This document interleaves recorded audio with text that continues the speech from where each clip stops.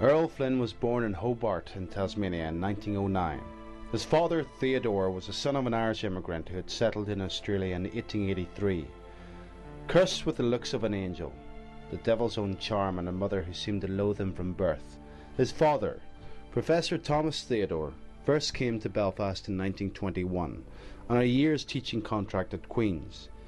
He liked it so much that he returned to the city 10 years later in 1931 to take the chair of zoology at Queen's University, and here held the post until his retirement in 1948. The eminent marine biologist was a world expert on the sex of whales, and during the Second World War, Professor Flynn acted as the chief casualty officer in the city's civil defence service in Belfast, and at the end of the war in 1945 he received an MBE for his work. Although Errol never lived in Belfast, there is evidence that he visited his family here on 3 occasions, in 1935, 37 and in 47. On his visit in 1937, while staying at his parents' house in Broomhill Park in Stranmillis, Professor Flynn also lived in Harberton Park and Cadogan Park. Seemingly, Errol had only been at Broomhill Park for a few days when he received a cable from Michael Curtis, from the famous director at Warner Brothers, offering the role in Captain Blood. He heard later that the role was originally offered to Robert Dunot, but he declined it. Flynn cabled back immediately, accepting the coveted role. Flynn, who was just 26 at the time, met his co-star Olivia de Havilland, who was just 19. It was only her 5th film and his first starring role. This film made them both overnight sensations, especially Flynn.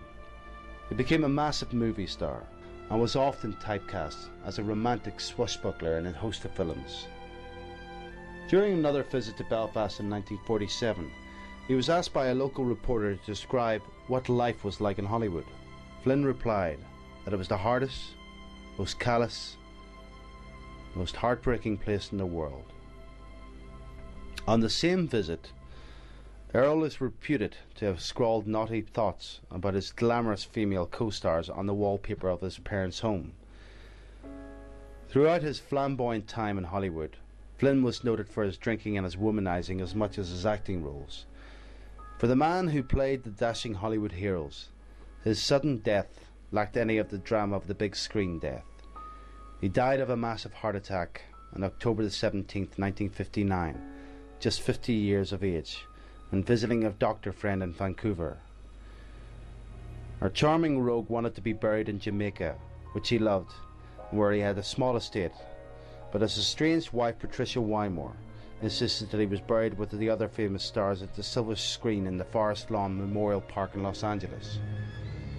Place of pride in the lounge of O'Reilly's Bar in Drummoor in County Down is a framed photograph of a young, fit, handsome, swashbuckling star of the future sitting on his horse. He is accompanied by Mr. Michael John O'Reilly, who was a personal friend of the Errol's father, who remarked later that he was a terrible horseman.